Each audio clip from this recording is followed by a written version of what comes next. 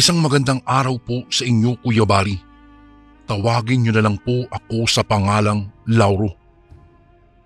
Hindi na rin po ako magbabanggit ng lugar at hindi ko na po tutukuyin ang tunay na mga pangalan ng tauhan sa aking storya.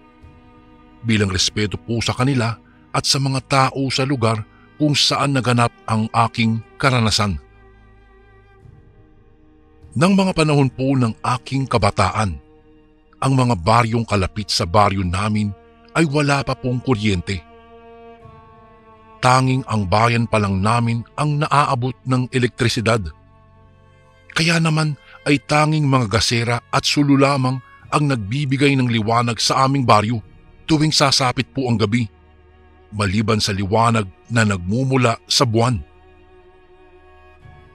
Ang aming munisipyo po ay binubuo noon ng 14 na baryo at ang baryo namin ay ang ika-13 baryo.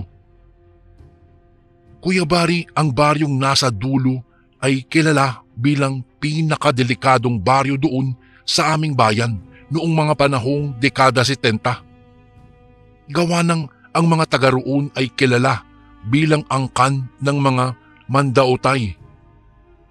Ibig sabihin po sa amin ang mandaotay, Kuya Bari, sila yung mga taong may taglay na abilidad na hindi pangkaraniwan. Iyong bang mayroon silang kakayahan na wala sa mga ordinaryong taong kagaya ko? Na kapag may dayo sa dulong baryo at nagkasala sa kanila ay tiyak na mapapahamak at malalagay sa alanganin ang buhay. Takot nga kaming magawi roon, gawa ng baka may magawa kaming hindi kaaya-aya para sa mga taga roon at baka bigyan nila kami ng sumpa. Isang araw, nagkaroon ng pagtitipon sa bayan. Namigay po ng mga pagkain ang bagong halal na alkalde sa mga nasasakupan niya. Halo-halo ang mga taga roon upang makidalo. Siyempre po kasama na ako roon. Ang mga ipinamimigay na pagkain ay nakabalot po sa plastik. Kada isang tao ay 2 supot ang makukuha. Ang isa ay kanin ang laman at ang isang supot naman po ay ulam ang nakapaloob. Noong una, maayos naman ang daloy ng pila, subalit nang makaalis na ang alkalde, doon sa piging na iyon ay nag-uunahan ng makakuha ang mga tao gawa ng takot silang maubusan. Hindi naman po ako nagpahuli, nakipagsiksikan din ako sa mga naroroon at nakipagtulakan. Hanggang sa may biglang humila po sa akin na isang may katandaan na lalaki. "Hoy! Ako ang nauna! Ayusin mo ang pila mo kung ayaw mo ng gulo!" Matigas na wika ng matanda. Nilingon ko po lamang siya at malakas na hinablot ang aking braso na hawak niya. Saka nagpatuloy lang ako sa pakikipagsiksikan. Nang makakuha na, ay walang ano-ano na naupo ako sa may lilim ng isang punong kahoy at mabilis na nilantakan ang bitbit kong 2 supot na may lamang ulam at kanin. Saka muling bumalik ulit sa pagpila. Hindi na siguro nila ako mahahalata na tapos na ako makakuha. Sa dami ba naman ng tao rito tiyak na hindi nila ako mamumukhaan. Teka, huhubarin ko muna tong sombrerong suot-suot ko kanina. Saad ko pa sa aking sarili habang patingin-tingin sa paligid. Nakipagsiksikan akong muli sa mga nakapila at sa puntong iyon ay bumangga ako sa likod ng isang matandang lalaki. Nang tiningnan ko siya, abay mukhang pamilyar ang kanyang kabuuan. Hindi ko lang lubos na maisip kung saan ko siya unang nakita. "Hinay-hinay lang, iho." Ayon pa niya na sa palagay ko ay nakangisi ng nakakaloko noong bigla siyang napalingon sa akin.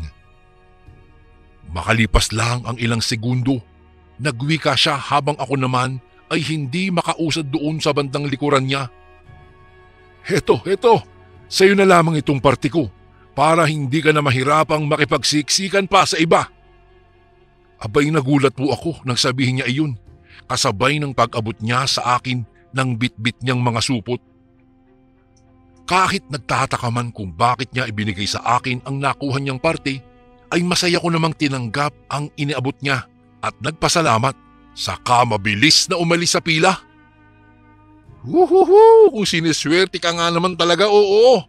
Saad ko pa habang itinataas sa ere ang 2 plastik na may lamang mga pagkain. Pasipol-sipol pa akong nag-abang ng masasakyang jeep pauwi sa baryo namin. Nang makarating na ako sa bahay, kaagad kong inihanda ang mga dala ko at inihain para ipakain sa tatay ko pagdating nito mula sa bukid. Pagsasaka kasi ang ikinabubuhay naming mag-ama, Kuya Bari. 2 lang po kami ng tatay na nakikipambuno sa hirap ng buhay, gawa ng matagal nang namayapa ang nanay ko po. Sanggol pa lamang po ako noong tumaliwan nito at si tatay na lamang ang mag-isang tumaguyod sa akin. Wala rin naman akong nakikilalang mga kamag-anak namin. Ang sabi ng tatay ay noong namatay daw si nanay ay napagpasyahan niyang iwanan ang dating baryong tinitirhan nila at nakipagsapalaran nga rito sa baryo naming ito. Dito na ako lumaki, Kuya Bari. Bagamat walang kinikilalang kamag-anak, ay batid kong kapamilya na rin ang turing ng mga kapitbahay namin sa amin ng aking ama. Ramdam ko naman kasi ang respeto na ibinibigay nila sa amin. Isama na rin ang kanilang pag-aalala sa tuwing may hindi magandang nangyayari sa aming mag-ama. Sakto namang dumating si tatay matapos kong mailigpit ang mga supot na pinaglagyan ng mga daladala ko. Naku tay, tamang-tama po at handa na ang pagkain ninyo. Magiliw kong saad sa kanya. Abay nag-abala ka pang magbitbit para sa akin, anak ha. Tugon naman ni tatay. Ngumiti lang ako sa kanya at pinaupo na siya sa upuan na katabi sa maliit naming mesa. Maganang kumain si tatay. Narinig ko pa nga ang tunog na nilikha ng kanyang pagdighay. Abay halatang nasarapan at nabusog siya sa kanyang kinain. Makalipas ang 5 araw, napansin kong unti-unting nangangayayat si tatay. Matamlay na rin siya at lagi nang nahihilo. Ang dati niyang mamula-mulang mga labi ay tila namumutla na. Hanggang sa tuluyan na siyang nanghihina at lagi na lamang gustong matulog. Dahil sa pag-aalala ay naisipan kong ipatingin si tatay sa albularyo. Hindi ko na siya dinala pa sa ospital sa kadahilanang wala naman akong ipambabayad sa mga titinging doktor doon. Ay, tatapatin na kita, Lauro. Wala akong maitutulong sa iyo tungkol sa bagay na ito.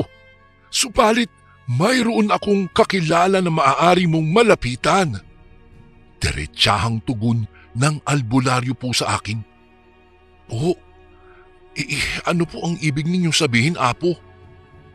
Lauro, mukhang nakakain ang tatay mo ng pagkaing may sumpa ng isang aswang.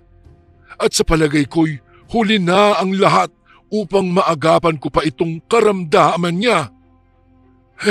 Magpunta ka sa dulong baryo at hanapin mo ang nag-iisa kong kaibigan doon. Ang wika ng albularyo na ikinagulat ko po.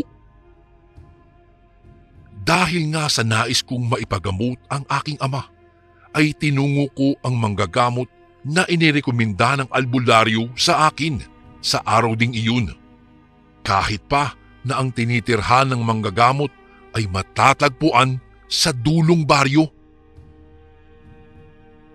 Unang beses kong narating ang dulong baryo at masasabi ko po sa puntong iyon na nakaramdam po talaga ako ng kilabot nang pinagtinginan ako ng mga taong nadadaanan ko. Magandang hapon po. Magtatanong lang po sana ako.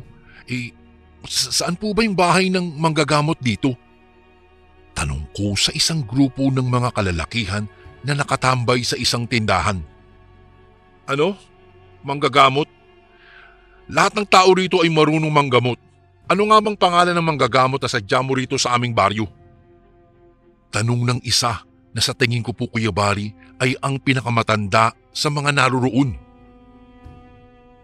Sorry po, hindi ko ho alam ang kanyang pangalan eh. Ang sabi lang po sa akin ng albularyong si Apo ay kaibigan niya raw po ang nasabing manggagamot. Ano? Kaibigan ka mo ni Apo na taga-kabilang baryo? Wala nang iba kung hindi si Nana Sayong. Yan, yung bahay na yan.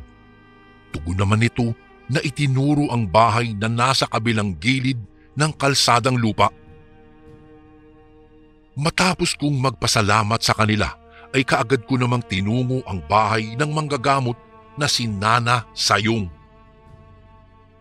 Magandang araw po. Nais ko lang pong magtanong kung dito nga po ba ang bahay ng manggagamot na kaibigan ni Apo? Tanong ko sa isang matandang babae na naabutan kong nagwawalis ng bakuran ng bahay niya na itinuro ng mga napagtanungan ko. Abay dito nga, tumuloy ka amang. Tugon naman niya na ipinagbukas ako ng pintuan sa bakod na yari sa kawayan. Anong mabuting hangin ang nagdala sa iyo rito? Tanong niya sa akin nang makapasok na ako sa kanyang munting tahanan habang kaming dalawa ay nakaupo sa upuan doon na yari naman sa uway.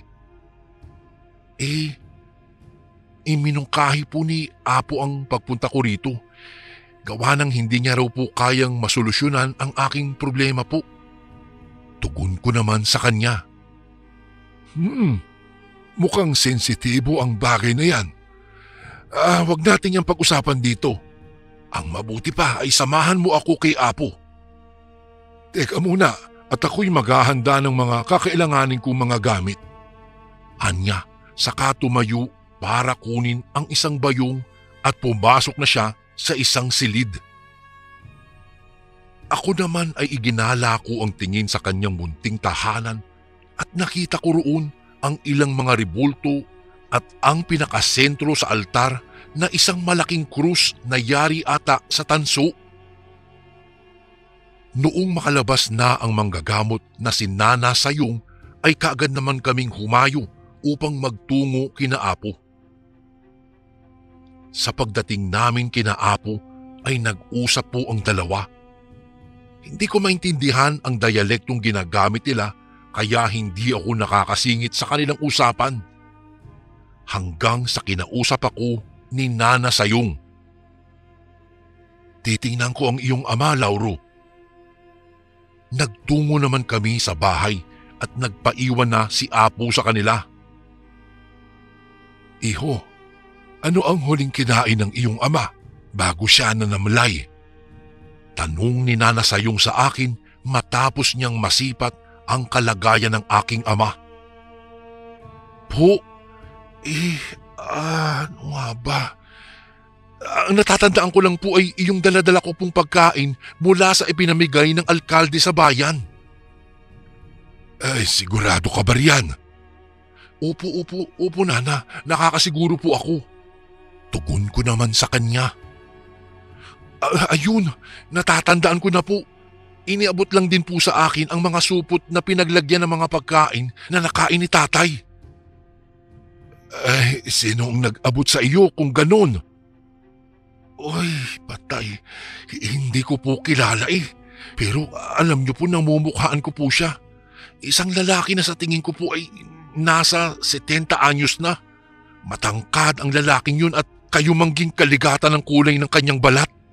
Bilugan po ang mga mata at makapal po ang kanyang labi na bumagay sa tangos ng kanyang ilong. Paglalarawan ko kay Nana Sayong. Ang lalaki bang ito ay may nakalagay na panyong kulay pula sa kanyang noo? Balik na tanong sa akin ni Nana Sayong. Opo, siya nga po, yan. Naku, Lauro. Alam mo bang taga-dulong baryo ang taong iyon? Siya ay si Trubil. Kilala siya sa kanyang maitim na mahika. Huwag kang mag-alala at masusolusyonan din natin ang problema mo. Sa ngayon ay painumin mo muna ang iyong ama nitong langis. Babalik ako rito makalipas ang 3 araw. Noong makaalis na si Nana Sayong ay siyang pagdating naman ng alkalde sa aming tahanan. Hindi ko sukat akalain na bibigyang pansin ng isang opisyal ang mga kagaya naming dukha. Naku, magandang araw po, Ginoong Alkalde. Pautal ko pang bati sa kanya.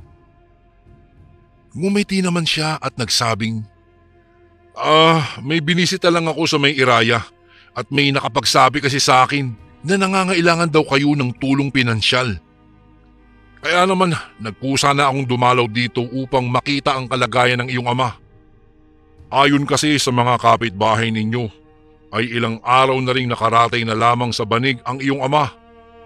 Alam mo iho, siguro kailangan na natin siyang dalhin sa ospital. Pinuntahan namin si tatay sa kanyang silid at nakita nga ng alkalde ang kalagayan ni tatay. Nag-abot naman siya ng pera sa akin at nagbungkahi na dalhin na sa ospital si tatay. Hindi na rin naman nagtagal ang alkalde sa bahay namin dahil matapos na maiabot ang pera sa akin, nagpaalam kaagad ito. Kuya Bari, hindi ako nag-abala pang dalhin si tatay sa ospital gaya ng sinabi ng alkalde namin.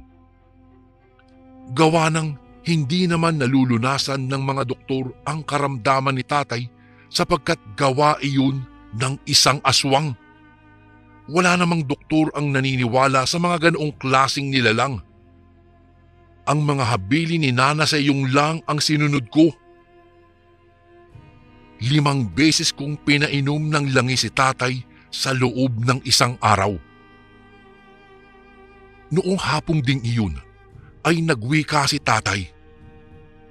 Lauro anak, ikuha mo nga ako ng tubig dahil parang may kung anong nakabara sa dibdib ko. Kapag kasi lumulunok ako ng laway, ramdam ko may nakabara dito. Wika ni tatay na hinihimas pa ang kanyang dibdib.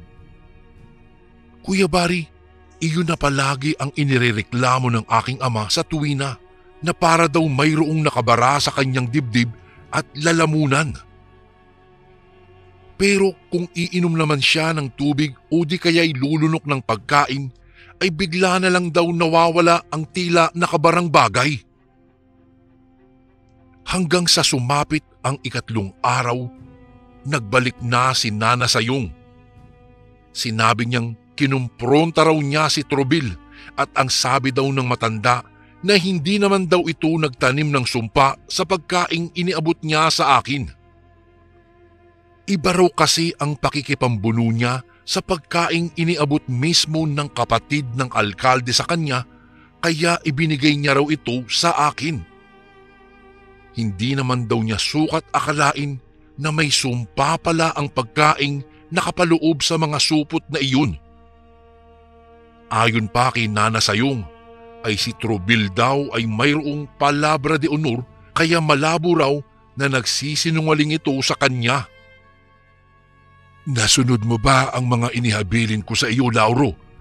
Pinainom mo ba ang iyong ama ng langis ayon sa habilin ko sa loob ng 3 araw? Kapag kuwan ay nagtanong si Nana Sayong. Tinugon ko naman iyon ng positibo. Pagkatapos ay tinungo niya si tatay. Inutusan niya akong alalayan si tatay na maupo at pinakuha niya ako ng isang batya. Sinunod kong lahat ang mga sinabi niya sa akin. Sa pagkakataon na iyon ay muli naming pinainom si tatay ng bago niyang dalang langis. Hanggang sa inubo si tatay ng malakas at tila masusuka ito. Huwag mong pigilan, ilabas mo lang. Madiin na pagkakasabi ni Nana Sayong. Nakita ko na lamang na parang lumuwa na ang mga mata ni tatay gawa ng tila hirap na hirap siyang ilabas ang kanyang isusuka. Nasipat ko rin ang pag-uurasyon ni Nana Sayong. Pansin ko ang malapot na mga pawis sa noo ng tatay habang pinipilit niyang ilabas ang sinasabi niyang nakabara sa kanyang lalamunan. hanggang sa naglabas na siya ng mga malalapot na laway. At ang sumunod nun ay isang itlog ng manok. Umalingasaw ang baho ng amoy nun sa loob ng silid ni tatay. Ay, sa wakas, nagtagumpay din tayong mailabas yan sa loob ng katawan ng iyong ama, Lauro. Nana, bakit po may itlog? Ano po ba yung itlog na yan? Tanong ko habang itinuturo ang bagay na iyon. Ay, Lauro, kapag napisa ang itlog na iyan, ay ganap ng nalukob ng sumpa ang pagkatao ng iyong ama, Lauro. Ibig sabihin ay ganap na naging bagong yanggaw ang tatay mo. Isa na siyang aswang sana na kauri ng aswang na naglagay ng sumpa sa pagkaing nakain ng iyong ama. Mamayang gabi ay malalaman natin kung sino ang may kagagawan niyan. Dahil ang mga bagong yanggaw ay tinuturuan ng mga kauri nilang aswang kung papaano gagamitin ng wasto ang pagiging aswang nito. Mahabang paliwanag ni Nanay Sayong. Noong sumapit na ang hating gabi, ay inabangan ni Nana Sayong ang aming magiging panauhin. Sakto namang kabilugan ng buwan at maliwanag ang paligid sa tulong ng liwanag na nagmumula sa buwan. May isang puno ng akasya ang kalapit ng aming bakuran, Kuya Bari. Hindi naman mahangin, kaya't nagtataka ako kung bakit parang kinukuyog ang puno. Sa palagay ko ay naririto na ang ating hinihintay, Lauro. Saad ni Nana Sayong. Nang sumilip ako sa may bintana, ay nabanaag ko kaagad ang bulto ng dalawang katao. Bigla silang tumuwad at tumingala sa bilugang buwan. Nang tumayo na sila, diretso silang naglakad patungo sa aming bakod. Kung kaya't sa puntong iyon ay klaro na sa akin ang pagmumukha ng dalawa. Nagulat pa ako nang magtama ang mata namin ng alkalde mula sa siwang ng bintana. Ramdam ko ang pagtitig niya mula sa di kalayuan. Hinawakan ni Nana Sayong ang balikat ko at nakaramdam ako ng kakaibang ginhawa. Pakiramdam ko po ay nababalot ako ng proteksyon, kaya po nawala ang takot na nadadama ko. Hindi ko naman inihiwalay ang aking tingin sa kanila.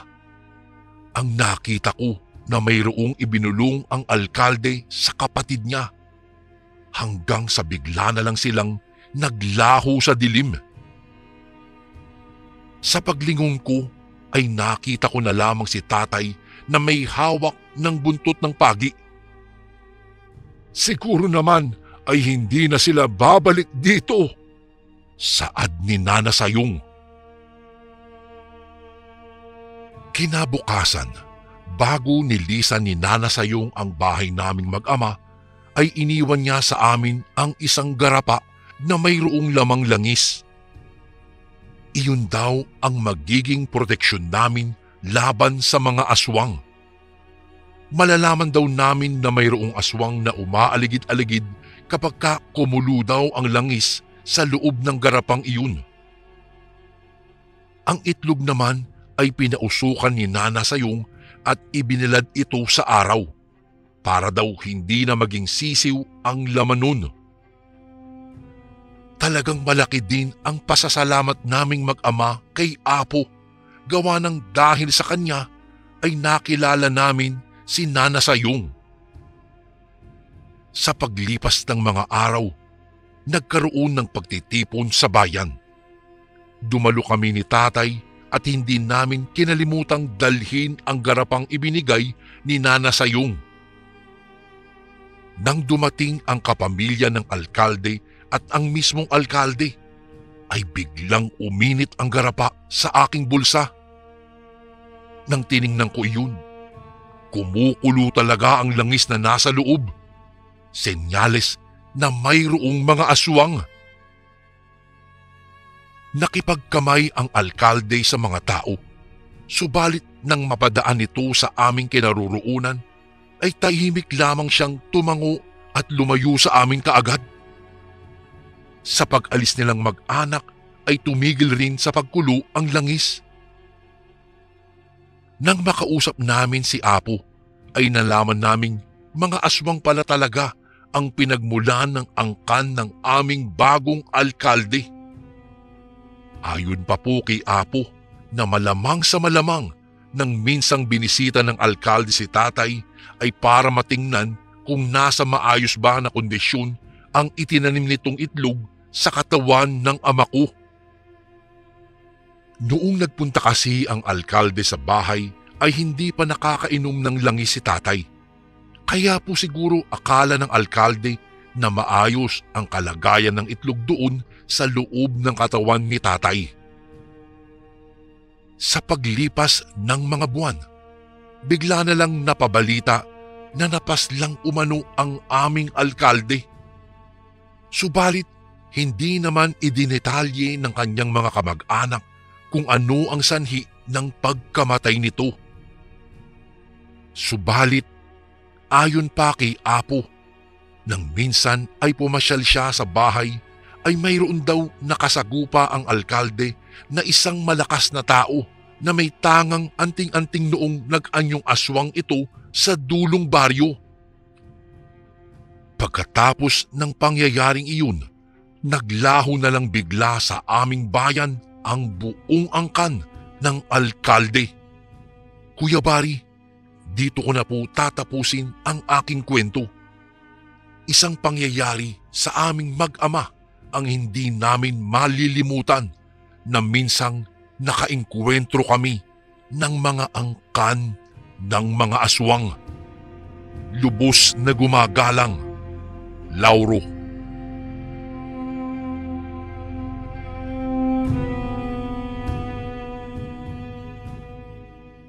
Magandang araw po sa inyo Kuya Bari at sa mga tagapakinig ng inyong YouTube channel. Isa po ako sa mga baguhang subscriber mo. Simula po noong madiskubre ko ang inyong channel ay hindi na ako tumigil sa pakikinig sa mga kwentong puno ng kilabot at kababalaghan na ibinabahagi ninyo maging ng inyong team. Kagaya ng ibang tao na nagpapadala ng kanilang mga kwento, ako po ay itago nyo na rin po sa katauhan sa alias na Ramon. Ako po ay lumaki sa lungsod ng Maynila, ngunit kagaya ng ibang tao ay naniniwala rin ako sa mga nilalang na katulad na lamang ng aswang, engkanto, duwende at iba pa ano pat simula pagkabata ay lagi itong ikinikwento sa akin ng aking lolo. Ang kwentong ibabahagi ko po sa inyo ay hango sa naging karanasan ni Lolo Felix.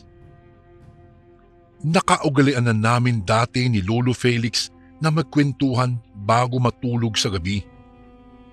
Maraming mga karanasan na niya ang naikwento niya sa akin at isa sa mga nakaagaw ng atensyon ay ang kwento niya tungkol sa naging karanasan niya noong naninilbihan siya bilang kargador sa kanilang lugar sa probinsya.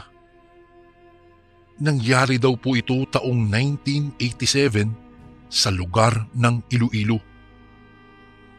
Mismong buwan ng Hulyo taong 1987, ng mga panahong iyon ay nasa edad 16 pa lamang po itong si Lolo Felix at nagtatrabaho bilang isang kargador nga ng mga bato sa construction site. Maaga raw na naulila sa ina si Lolo samantalang lasinggero naman ang kanyang ama at hindi nagtagal. Iniwan din naman sila nito at sumama sa kanyang babae. Nag-iisang anak lamang si Lolo Felix Kuya Bari, kaya noong maaga siyang maulila sa pamilya ay kinupkup siya ng kanyang tiyuhin. Upang hindi maging pabigat sa kanyang tiyuhin, si Lolo po ay namasukan sa isang construction site at natanggap siya bilang kargador. May kahirapan ng trabaho nila, minsan pa nga raw ay delay ang sweldo nila. Hindi rin naman niya magawang magreklamo, lalo na at nangangailangan siya ng pera. Hindi lamang sa pantulong na sa kanyang tiyuhin na nangingisda ang hanap buhay, kung hindi dahil din sa nag-iipon si Lolo para panggastos sa kanyang pag-aaral. Malakas daw ang ulan ng gabing iyon at nagkataon naman na nagkayayaan ang mga kasamahan niya sa isang inuman. Ilang beses na tumanggi si Lolo, ngunit dala ng pamimilit ng kanyang mga kasamahan sa trabaho ay napasubo siya sa inuman. Malalim na ang gabi nang matapos sila sa kanilang pag-iinom. Malakas pa ang ulan nang isa-isang nagpaalam na ang mga kainuman ni Lolo at umuwi na sa kani-kanilang mga bahay. Ayaw daw magkasakit ni Lolo dahil mahal ang gamot at ayaw niyang mag-alala ang kanyang tiyuhin, kaya nanatili pa siya sa loob ng construction site. Habang lumilipas ay mas lalong lumalakas daw ang ulan at sinundan pa ng dumadagundong na tunog ng kulog at kidlat. Kuya Bari, nakaramdam ng pagkabagot si Lolo sa loob ng construction site, kung kaya ay napagpasyahan niyang maglibot-libot sa loob ng bodega. May gasera naman daw sila, kaya pinailaw niya iyon. Binitbit ito, saka naglaad-lakad hanggang sa nakarating si Lolo sa harapan ng itim na pintuan. Iyon po ang silid na ipinagbabawal ng kanilang amo na pasukin at puntahan sa di malaman na dahilan. Akmang bubuksan na sana niya ito nang bigla na lamang may tumawag sa kanyang pangalan. Nagulat pa siya sa biglaang pagsulpot ng kanyang amo na nasa likuran na niya at muntikan pang mahulog ang hawak niyang gasera. "Anong ginagawa mo rito?" tanong ng amo ni Lolo, kaya ipinaliwanag ni Lolo na nag-iinuman sila ng mga kasamahan niya at dahil nga malakas pa ang ulan ay nagpaiwan muna siya doon. Hindi naman nagtagal ang pag-uusap nila Lolo at ng amo niya dahil kaagad daw itong pumasok sa loob ng kwarto na ipinagbabawal puntahan. Nang mawala sa paningin ni Lolo ang amo niya, napakamot pa siya sa kanyang ulo bago bumalik sa entrance ng construction site at doon na lang siya matyagang naghintay sa pagtila ng ulan, Kuya Bari. Halos mag-iisang oras na rin nakatayo si Lolo sa entrance ng construction site nang bigla na naman siyang tinawag ng amo niya at sinabihang sumabay na lamang siya sa sasakyan nito. Tumanggi pa nga si Lolo, ngunit dahil sa pamimilit ng kanyang amo at sa malalim na rin ng gabi, umayag na lamang siya. Hindi niya maiwasan na makaramdam ng kahihiyan, lalo na at iyon ang unang beses na nakasabayan niya ang kanyang amo. Kuya Bari, kwento ni Lolo, habang nasa biyahe daw sila ay nagkwekwentuhan naman daw sila ng kanyang amo. Ayon pa sa pagkakalarawan ni Lolo, mestisong tao raw ang amo nito, ano pat may lahi itong Tsino.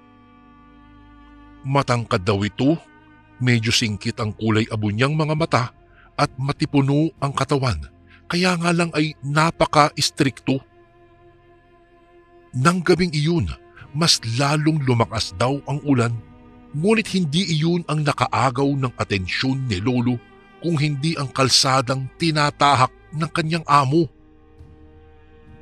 Nagtaka si Lolo nang mapansin na maling kalsada ang tinatahak ng kanyang amo, kaya't napatanong siya. Sabi niya, "Boss, meron po ba tayong dadaanan pang iba?" Ngunit hindi siya pinansin ng kanyang amo at nanatili lang itong nagmaneho. Nakiramdam lang si Lolo at kinakabahan na din noong mga sandaling iyon. Noong tumagal na ang kanilang pagbabiyahe at tila hindi na pamilyar kay Lolo ang daang tinatahak, ay nagtanong siyang muli, boss, ito po ba'y daan pauwi sa amin?" Habang nakatingin siya sa kanyang amo, nabigla daw ang aking Lolo nang biglang sumulyap sa kanya ang kanyang amo. Sumalubong kay Lolo ang nagbabagang kulay pulang mga mata ng kanyang amo at sa tulong ng ilaw na nagmumula sa sasakyan ay naaninagan niya pa rin kahit papaano ang unti-unting pagbabago ng wangis ng kanyang amo hanggang sa nag-anyong halimaw daw ito. Napaatras at nanlaki ang mga mata ni Lolo dahil sa kanyang nasaksihan. Sa taranta ni Lolo ay kinabig daw ni Lolo ang manibela dahilan para tumama ang sasakyan sa isang malaking puno.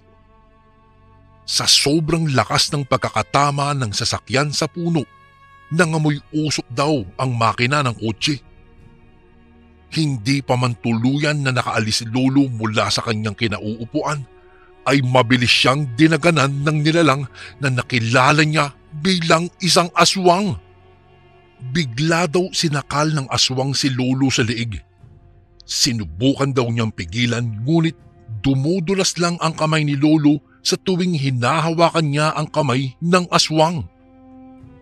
Sinipa daw ni Lolo ang ibabang bahagi ng aswang na ikinaungol nito dahilan din kung bakit niya nabitawan si Lolo. Kinuha daw ni Lolo ang pagkakataon na iyon upang makatakas na, saka malakas niyang tinulak ang nilalang. Mabilis siyang bumaba sa sasakyan, saka naghanap daw si Lolo ng bagay na maaaring ipangprotekta niya sa kanyang sarili. "Lumayo ka sa akin! Isa ang aswang!" Sigaw ni Lolo nang muli siyang harapin ng amo niyang aswang.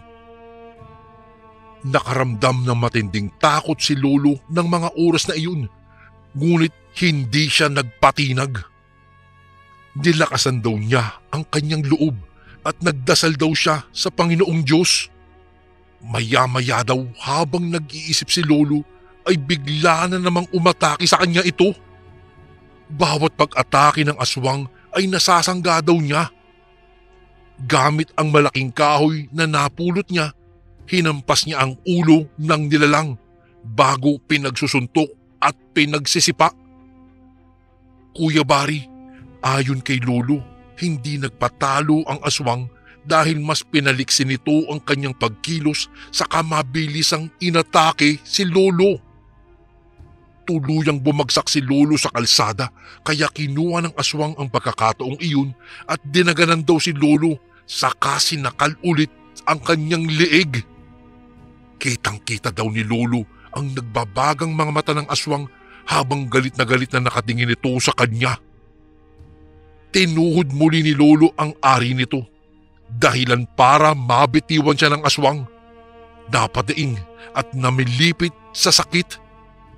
Matigas man ang katawan ng aswang ay sunod-sunod na sinikmuraan pa rin siya ni Lolo. Sinigo daw niya ito sa dibdib bago pinagsusuntok ang mukha. Umangil daw ng napakalakas ang nilalang. Nang bumagsak ang aswang, kinuha ni Lolo ang pagkakataong iyon at mabilis siyang tumakbo. Sakto namang may napadaan na tricycle kung kaya ay mabilis niya itong pinara at sumakay. Nataranta daw ang tricycle driver dahil sa inaasta ni Lolo. Mama, tulungan mo ko! Inaatake ako ng aswang!" Nataranta daw ang tricycle driver at hindi na nagpatumpik-tumpik pa. Nang makasakay daw si Lolo ay pinaharurot nito ang kanyang tricycle. Noong makauwi daw si Lolo sa tinitirhan nila ni Tio, ay naabutan pa niya ito na nag-aabang pala sa kanya sa harapan ng pintuan. Nang makita daw siya ng kanyang tiyuhin, ay kaagad siyang sinalubong at tinanong kung ano ang nangyayari, kaya naikwento ni Lolo ang lahat-lahat ng naganap ng gabing iyon. Hindi daw makapaniwala ang kanyang tiyuhin sa kanyang sinalaysay. Kinabukasan ng araw na iyon, umalis daw si Lolo sa construction site na pinagtatrabahuhan niya. Nagtanong pa nga ang mga kasamahan niya kung bakit siya aalis, ngunit ang sabi na lang niya ay nais niyang tulungan ang kanyang tiyuhin sa pangingisda. Nagdahilan na lang siya at hindi na lang niya ikinuwento ang buong pangyayari. Ayaw daw kasi ni Lolo na tuluyang masira ang reputasyon ng kanilang amo dahil baka daw gumanti ito sa mga kasamahan niya, lalong-lalo na sa kanya at sa kanyang tiyuhin. At ayun nga Kuya Bari, tinutuon na lang ni Lolo ang kanyang dahilan. Tumulong na lamang siya sa kanyang tiyuhin sa pangingisda. Hindi naman daw siya ginagambala ng kanyang amo matapos ang pangyayaring iyon. Ngunit makalipas ang ilang linggo, nabalitaan na lamang niya na natagpo ang patay daw ang kanyang kaibigan at katrabaho sa construction site. Nang mabalitaan iyon ni Lolo, ay tanging ang kanyang amo ang unang pumasok sa kanyang isip. Iyon lang daw ang pwedeng gumawa nun. Nakonsensya si Lolo nang dahil daw kasi sa nangyari sa kanyang katrabaho, napagpasyahan ni Lolo na ibunyag ang lihim ng kanyang amo sa iba pa nilang mga kasamahan. Ngunit nang ikwento niya ito sa kanyang mga kasamahan, ni isa man sa kanila ay walang naniwala, lalo na at wala siyang ebidensya. Baka daw gawa-gawa lang daw ito ni Lolo at nais lang daw niyang siraan ang kanilang amo. Hindi na tinuunan pa ng pansin ng aking lolo kung hindi sila maniwala, bahala daw sila sa kanilang mga buhay. Lumipas ang ilang linggo.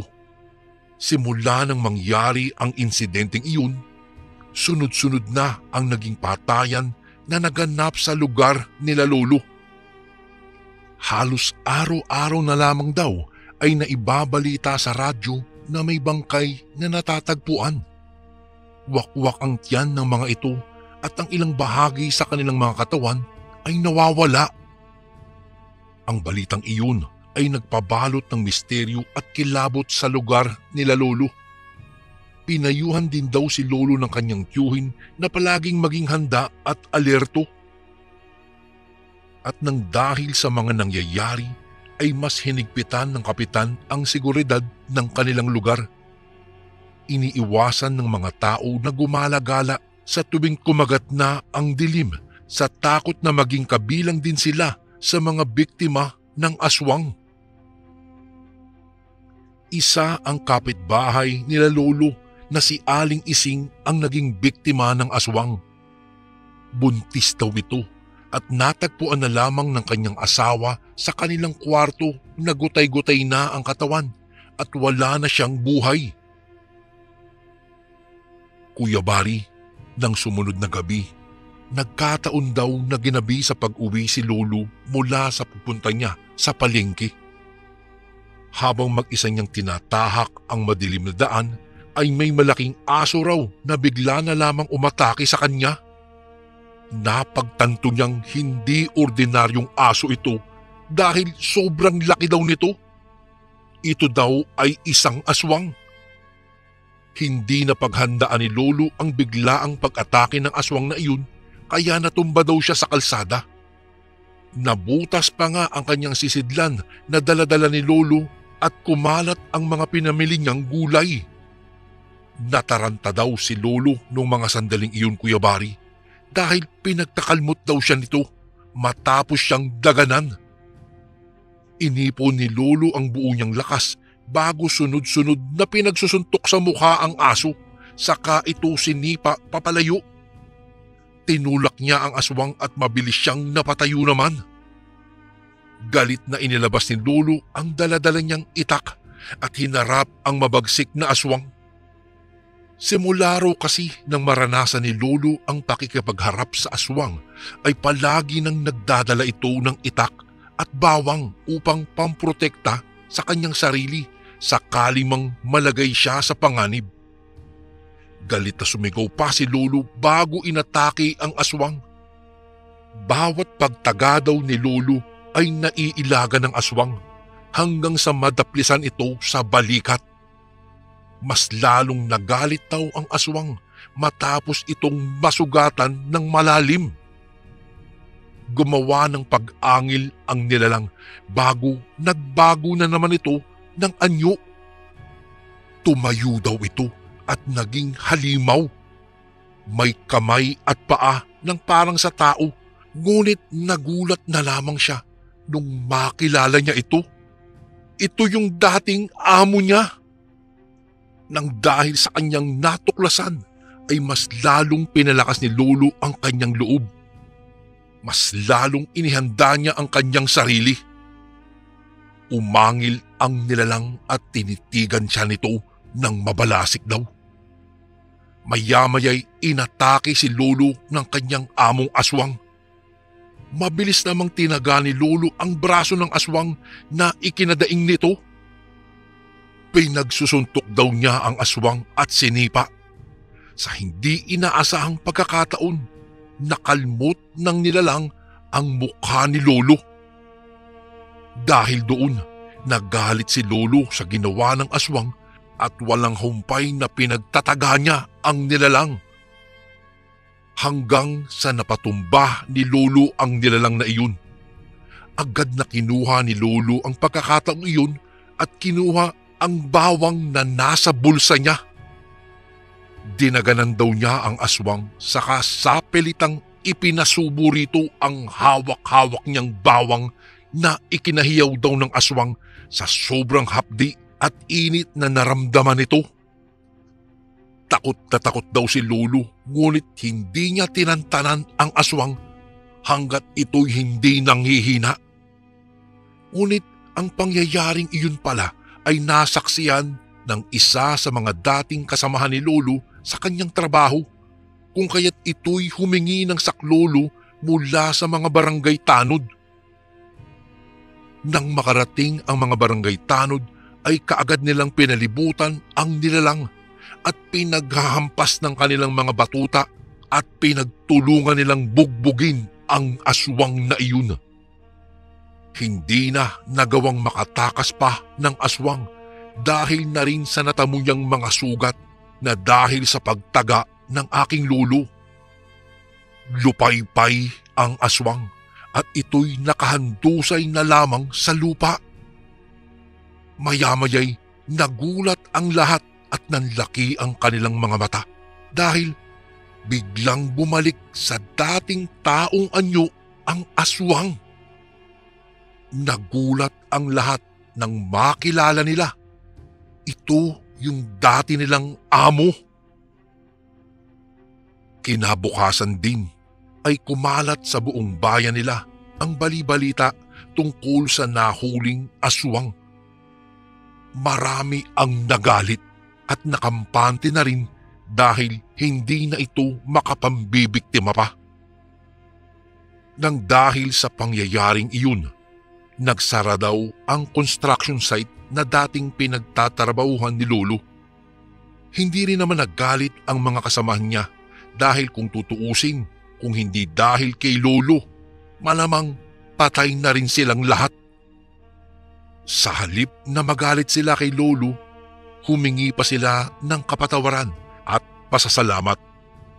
Humihingi sila ng dispensa dahil hindi nila pinaniwalaan kaagad si Lolo.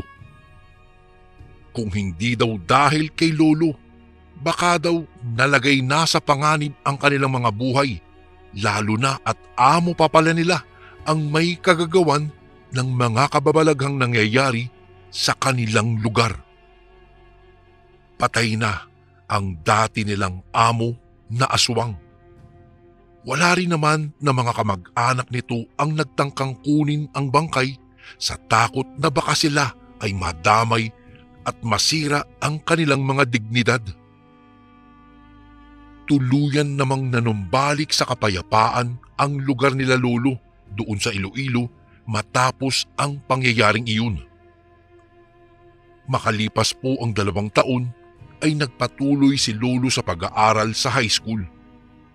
Sa edad na 21, lumuwas siya sa lungsod ng Maynila nang mabigyan ito ng oportunidad na makapagtrabaho sa isang factory. At doon nakilala na niya si Lola. Isang buwan lang daw ang lumipas simula nang lumuwas siya sa Maynila ay nakatanggap daw si Lolo ng balita na namatay na ang kanyang tiyuhin dahil daw sa sakit na lung cancer. Hindi na rin nagawa pa ni Lolo na makiramay sa kanyang tiyuhin dahil na rin sa kanyang trabaho. Makalipas ang 6 na taon, ipinanganak na nila Lolo at Lola ang aking ama.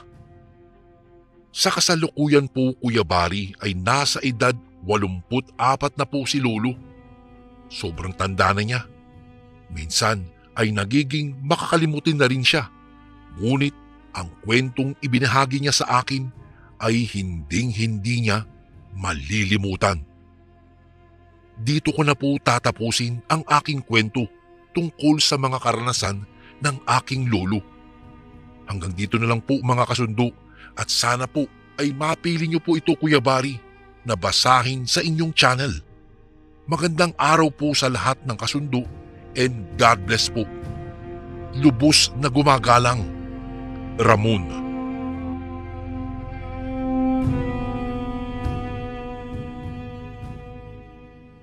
Magandang araw po sa inyong lahat, mga kasundo.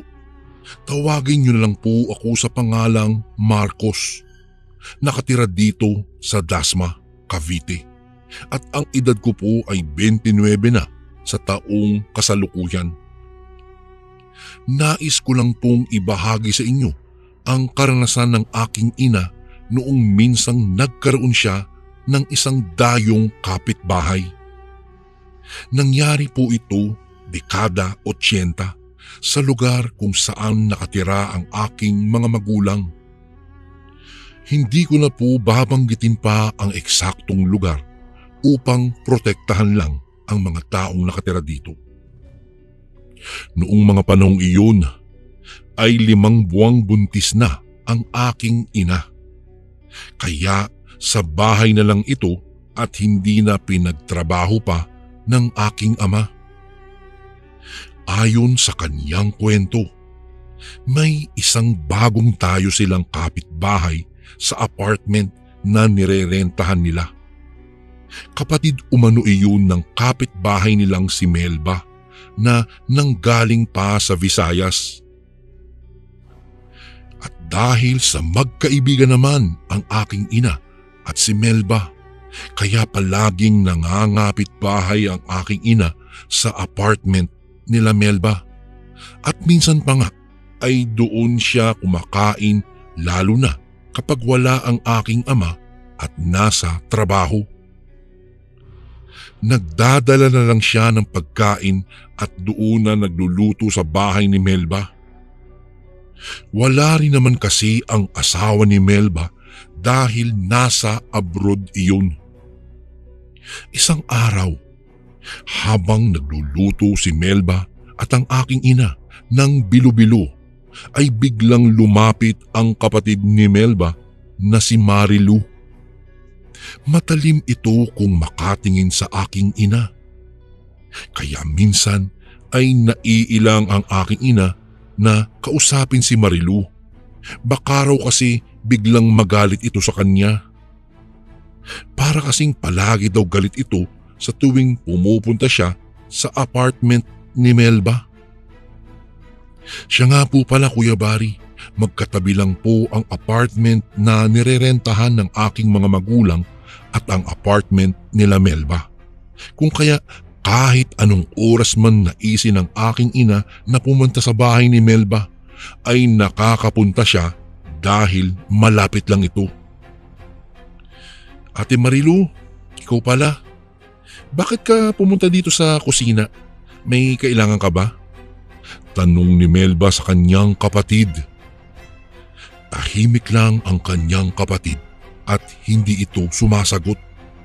Sa halip ay kumuha lang ito ng tubig at bumalik na sa kwarto. Melba, ganyan pa talaga yung kapatid mo? Parang palaging galit eh. Nakakaya na tuloy, tumatambay ako dito sa bahay niyo. Wika ng aking ina sa kanyang matalik na kaibigan. Asus, ayaan mo lang yan si ate, ganyan lang talaga yan. Huwag mo lang pansinin. Meron kasi ang problema dun sa probinsya namin kaya lumuwas yan dito sa Maynila. Tugon ni Melba sa aking ina. Matapos nilang magluto ay kumain na silang magkaibigan. Yung kapatid mo, hindi mo ba aaloking kumain? Tanong ng aking ina kay Melba. Sumagot naman ito at nagsabing, ay naku, hayaan mo na si ate. Lalabas ng kwarto na lang yan maya-maya para kumain. Makalipas ang ilang araw ay napapansing umano ng aking ina na para bang nag-iba ang amoy ng bahay ng kanyang kaibigan. Para daw iyong amoy malangsang ihi ng aso. Masyadong masangsang at masakit sa ilong ang amoy na nalalanghap ng aking ina. Kaya isang araw, habang nag-uusap sila ng kanyang kaibigan, ay hindi niya mapigilan na magtanong at magsabing, Melba, may alaga ba kayong aso dito sa bahay? Ha? Bakit? Wala naman. Bakit mo naman naitanong? Anya ng kanyang kaibigan. Wala naman. Kasi may naaamoy lang kasi akong parang, alam mo yung amoy ihi ng aso. Sambit ng aking ina. Maya-maya pa ay nagulat na lang ang aking ina nang masipat niyang nagmamadaling maglakad papalapit sa kanya si Marilu at parang umanong susunggaban siya nito. Dahil nandilisik ang mga matang nakatingin nito sa kanya at hindi napigilang tumutulo ang laway sa bunganga, kaya napatili siya ng tuluyan ng makalapit ito sa kanya at walang ano-anong hinawakan nito ang kanyang maumbok na tiyan. Ate, anong ginagawa mo? Kaibigan ko yan. Malakas na sigaw ng kanyang kaibigan sa kapatid nito. Napansin ng aking ina na tila ba natigilan na ang babae at tumingin ito sa kanyang kapatid. Sabay inalis ang kamay na nakalapat sa tiyan ng aking ina.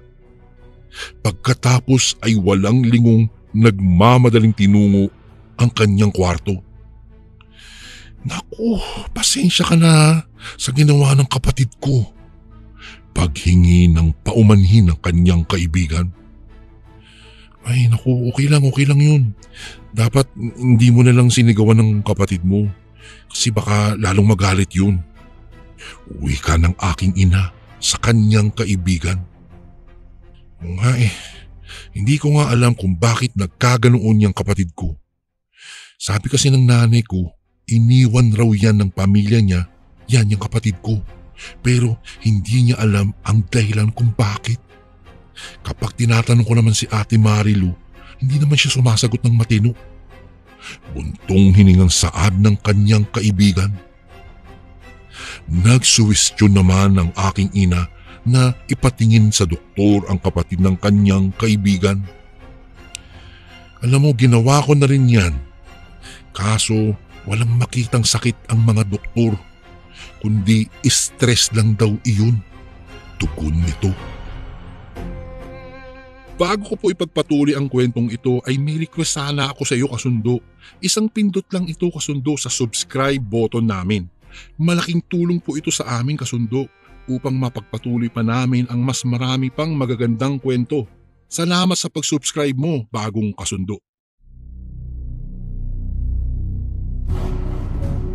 Hindi na nga nagtagal ang aking ina sa bahay ng kanyang kaibigan dahil may lakad sila ng kanyang ama pagka-uwi.